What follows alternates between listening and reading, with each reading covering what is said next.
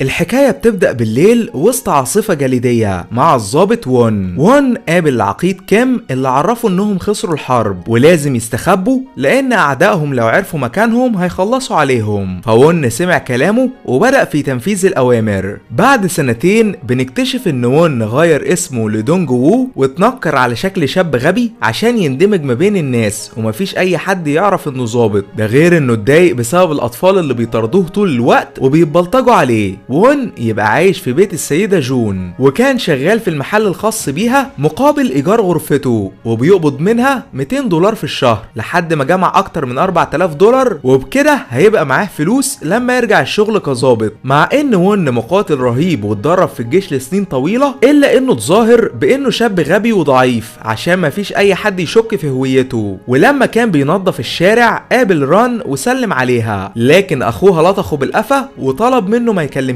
تاني. بعد ما وون بهدل الدنيا وهو بيساعد السيدة جون في تنظيف المهملات راح للشغل في المحل وعمل نفسه نايم كالعادة من اجل خداع الجميع. لكن شانج وصل ونادى عليه. شانج كان ضابط في الجيش مع وون لكنه اتنكر على شكل ساعي بريد لحد ما يجي الوقت لكشف هويته الحقيقية. وهنا وون فقد اعصابه وقال انه تعب من التظاهر بانه غبي لان الجميع بيهزقه. فشانج هداه وقال له يتبع الاوامر وهو ساكت. بالليل بنعرف ان وون بيتجول في الشوارع وبيراقب المكان عشان يتأكد ان مفيش اي اعداء موجودين في المنطقة. وللأسف جاله برد بسبب المطر والسيدة جون اطمنت عليه وعالجته. بعد ما وون خف من المرض بدأ ينظف الشارع ولما قابل ران اخوها غفله وضربه لتاني مرة. طبعا وون كان هينفجر من الغضب لكنه تمالك اعصابه. وهنا بنقابل سوك يبقى ابن السيدة جون وقال لوون يتدرب معاها على الفنون القتالية لانه فاكره غبي وضعيف. بس وون اتمرن على الكونج فو لما كان في الجيش وضرب سوك بشدة واذهله بقوته الرهيبة. في النهاية السيدة جون طلبت منهم يبطلوا لعب ويبدأوا في الشغل لكن فجأة شانج ظهر فوون جري وراه عشان يكلمه. شانج اعطى وون رسالة مهمة وودعه بدون كلام. طبعا وون ما فهمش ايه اللي بيحصل ولما فتح الرسالة اكتشف ان والدته توفت وهو بعيد عنها فعزاها في حزن شديد. تاني يوم وون وسوك راحوا عشان يوصلوا بعض الطلبات لكن بالصدفة وون لاحظ جزمة شكلها غريب وعرف ان في شخص جديد موجود بالمكان. بالليل وون اتمرن وجهز نفسه للقتال بسبب الجزمة اللي شافها. وهنا في شاب خبط على بابه. الشاب ده هو صاحب الجزمة الغريبة وبدون اي كلام بدأ يقاتل وون. الاتنين قوتهم كانت متساوية ونزلوا طحن في بعض بدون رحمة لحد ما تعادلوا في النهاية. وهنا بنعرف ان الشاب ده اسمه لي وهو وون اتدربوا مع بعض في الجيش لما كانوا صغيرين. لي قال لوون انه وصل المدينة لانه بيعمل مهمة سرية ولما وون سأله عن المهمة لي رفض يقوله عليها وكمل بطريقه في صمت. تاني يوم الصبح وون كان شغال مع السيدة جون وبالصدفة لمح لي من بعيد وهو خارج من بيته. طبعا وون جري بأقصى سرعته عشان يتتبعه ويعرف اسراره لكنه بالصدفة قابل شانج بطريقه فاخد ملابسه والموتوسيكل الخاص بيه وراقب ليه طول الوقت بدون ما يلاحظ لحد ما وصل لمبنى ضخم وسط المدينة. وهناك اتفاجئ انه بيستعرض مهاراته الموسيقية امام مجموعة حكام. لي قال ان العقيد طلب منه يتنكر على شكل عازف موسيقى لكنه فاشل في استخدام الجيتار.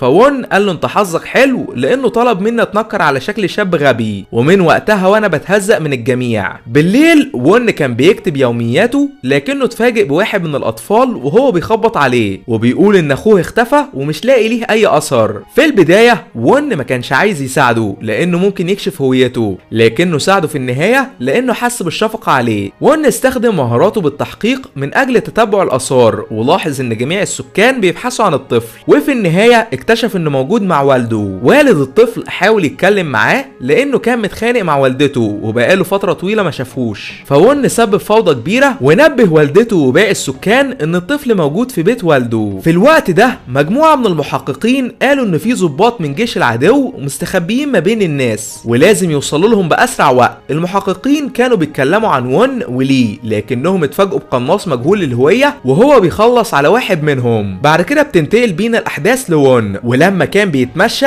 قابل شانج طلب منه يقابله على انفراد باسرع وقت. فوون سأله هو محتاج ايه وهنا شانج قال انه زهق لانه عايش حياة غير حياته وعايز يرجع لزوجته واولاده. فوون اتخانق معاه وقال انه لازم يفضل مخلص للجيش وما ينفعش يستسلم قبل ما المهمة تنتهي حتى لو هيموت. فشانج رانج اعتذر على افعاله وفضل يعيط. بالليل وون لاحظ ان السيدة جون بتتخانق مع ابنها سوك وطردته من البيت، فحس بالحزن لانها بقت وحيدة ولو مشي وسابها مفيش اي حد هيفضل معاها. بعد ما وون انهى الاكل بدأ يكتب يومياته، لكنه اتفاجئ ان الدنيا ضلمت وفي شخص هدده بالسلاح. الشخص ده هو نفس القناص اللي خلص على قائد المحققين، وقال لوون يستعد للحرب لان المهمة قربت تخلص وهيضطر يكشف هويته الحقيقية قريب. طبعا وون كان عايز يعرف هو مين وبدأ يطارده في كل حتة، لكن القناص سريع جدا وقدر يهرب منه على اخر لحظة. وون قابل لي وحكى له على اللي حصل، فلي قال ان القناص اتكلم معاه هو كمان وعرفه ان المهمة وصلت لاخرها ولازم يكشفوا نفسهم للجميع. مع ان وون ضابط قوي ومخلص لجيشه الا انه حس بالحزن لانه بدأ يحب الناس بالقرية وبقى مضطر يبعد عنهم. اما القناص فضل يترقب في الخفاء، بس وون فاجئه ونادى عليه باسمه. القناص يبقى اسمه رانج، ولما وون اصبح ضابط في الجيش رانج كان لسه مبتدئ وبيتعلم منه. طبعا رانج اخد نفسه وهرب اول ما وون عرفه، لكنه قابله من جديد، بس المرة دي كان متنكر على شكل طالب مدرسة عشان مفيش اي حد يكتشف هويته. بالليل رانج قابل وون وقال ان شانج تم اقصائه من المهمة ورجع لمقر القيادة لانه بدأ ينهار ويفقد اعصابه. فوون حس بالغضب لانه مش هيقابل صديقه العزيز من جديد. تاني يوم رانج وون ولي اتكلموا مع بعض، والتلاتة بدأوا يجهزوا نفسهم لان مهمتهم ممكن تنتهي باي وقت ولازم يكشفوا هويتهم الحقيقية للناس كلها. لكنهم اتفاجئوا بصوت عالي، الصوت ده جاي من محل السيدة جون لان في بلطجية حاولوا يسرقوها وكسروا الازاز. طبعا وون حاول ينقذها لكنه مش عايز يكشف تنكره، فاتظاهر انه وقع بالغلط وخبط في واحد من المجرمين وانقذ السيدة جون من الاذى. اما سوك ابن السيدة جون رجع لما اكتشف ان في بلطجية هجموا على والدته ووعدها انه هينتقم. في الوقت ده وون قابل رانج وهو في الشغل وقال انه محتاج منه خدمة بسيطة. وون اخد رانج المستودع البلطجية اللي اذوا السيدة جون، ده غير انهم مسكوا ابنها سوك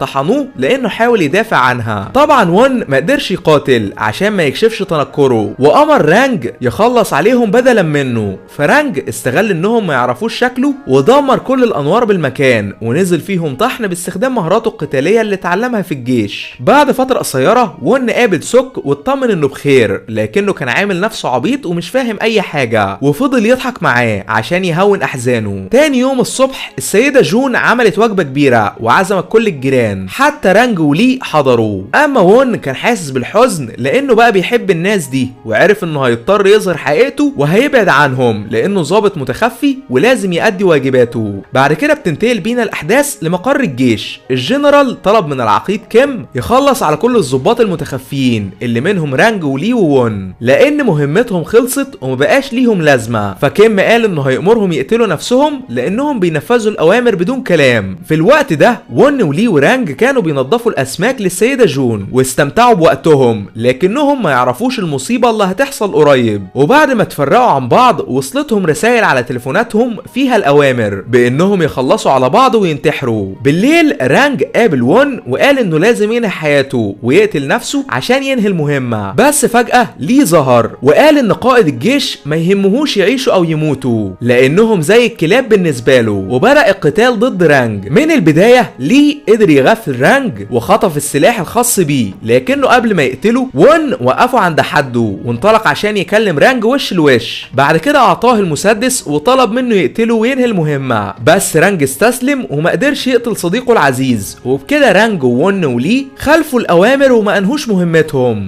بعد ما رانج روح البيت وون قال للي ان الجيش مش هيسيبهم في حالهم واكيد هيبعتوا حد عشان يقتلهم. فلي قال انه مستعد للحرب وبدأ يعزف موسيقى على الجيتار الخاص بيه. في الوقت ده رانج كان متجه لبيته، وهنا بنعرف ان في 2 تابعين للعقيد كيم عايزين يخلصوا عليه، لكن رانج قدر يغفلهم وتصدى لهم بمهارته الرهيبة واجبرهم يعترفوا بكل اسرارهم. اما وون اتفاجئ بواحد من الضباط وقال انه يعرف سره وكشف انه جندي من جنود العدو لكنه متخفي. الضابط كان عايز يقبض على وون بس رانج ظهر على اخر لحظة وبدأ يطارده. للاسف الضابط عمل كمين لرانج وهو اتباعه حصروه من كل اتجاه، وبعد ما كتفوه اختفوه الضابط كشف ان في جهاز تتبع مزروع في جسمه عشان العقيد كيم يقدر يوصل له في اي وقت. ولما وون حاول ينقذ رانج قابل شانج بالصدفه. شانج حذره وقال ان اقوى جنود الجيش جايين يخلصوا عليه لانه خالف الاوامر. فون عرف ان الحرب هتبدا قريب وجهز للقتال. تاني يوم العقيد كيم سافر بنفسه عن طريق البحر وجمع افضل المقاتلين عشان يخلصوا على ون ولي ورانج لانهم ما نفذوش طلباته. في الوقت ده وون حلق شعره، ولما كان بينظف الشارع قابل ران وقال انها جميله فتعجبت منه لانه بيتكلم بشكل طبيعي. ولما اخوها حاول يلطخه بالقفا وون تفاداه وقال له لو قربت مني تاني همسكك اطحنك. بعد كده اجتمع مع السيده جون وشكرها لانها سمحت له يعيش معاها لمده سنتين واعطته اكل ومأوى، وعرفها انه هيسافر. فحس بحزن شديد لانها ربته زي ابنها بالظبط وودعته في صمت. وون اخد بدلته واستعد لمواجهه العقيد كيم، ده غير انه قابل ليه وقال له ياخد حذره هو كمان لان المكان خطير. في البدايه وون قدر انه يهزم واحد من الجنود اللي بيتتبعوه، ولما كلم الضابط عرف انه قبض على رانج. فالضابط طلب منه يسلم نفسه والا العقيد كيم هيخلص عليه بدم بارد. طبعا وون رفض وقرر انه يقابل العقيد وش لوش في مبنى مهجور، واول ما شافه القى عليه التحيه العسكريه. فالعقيد كيم قال له انت خاين لانك ما نفذتش الاوامر، وبدأ بالهجوم عليه هو ومساعده. في البدايه وون تفادى الطلقات بسرعه البرق وقدر انه يغفل مساعد العقيد كيم باعجوبه واخد السلاح الخاص بيه، لكنه اتجمد في مكانه وما قدرش يقتله لانه رباه من صغره ويبقى زي والده بالظبط. وهنا العقيد اخد السلاح من وون وقتله بشراسه ملهاش مثيل. الاتنين كانوا اقوياء جدا بسبب مهاراتهم في الفنون القتاليه والكونج فو، لكن العقيد كان مغفل وون ورماه من الشباك. بس المصيبه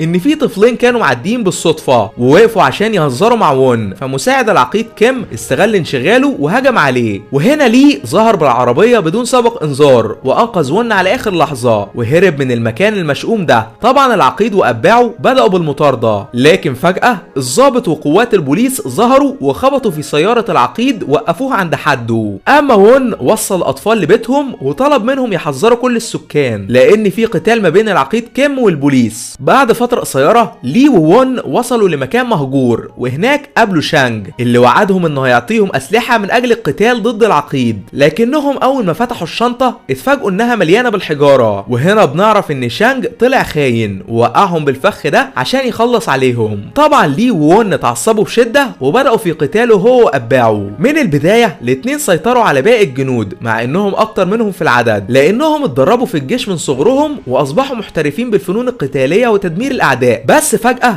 جندي ضخم ظهر فليه اتخانق معاه وحاول يهزمه. اما وون مسك شانج وقرر يخلص عليه لانه خدعه واقنعه انه صديقه. وهنا في قناص تابع للعقيد كيم بدا يضرب نار واصاب وون بشده، فليه انقذه على اخر لحظه وهرب بيه. للاسف القناص استمر بضرب النار ودمر سيارات البوليس، فرانج استغل الفرصه وهرب من الاسر. ده غير انه حدد مكان القناص وخلص عليه عشان ما يقتلش اصدقائه. في الوقت ده لي وون صعدوا لسطح المبنى، وهنا لي قال ان العقيد كيم حاصرهم من كل اتجاه ولازم يقفوا يحاربوا زي الرجاله. فون استعد للمعركه الاخيره. في البدايه العقيد كيم ظهر وقال لون ولي ان هو اللي رباهم وعلمهم كل اللي يعرفوه، وجه الوقت عشان يخلص عليهم تماما. من الاول لي قدر يغفل مساعد العقيد وبعد ما افقدوا السلاح الخاص بيه انهى حياته، لكنه اتصاب بشده. اما وون دمر كل الجنود اللي وقفوا بطريقه واحد ورا واحد لحد ما وصل للعقيد والاتنين نزلوا طحن في بعض. القتال ما بينهم كان رهيب جدا، بس مع الوقت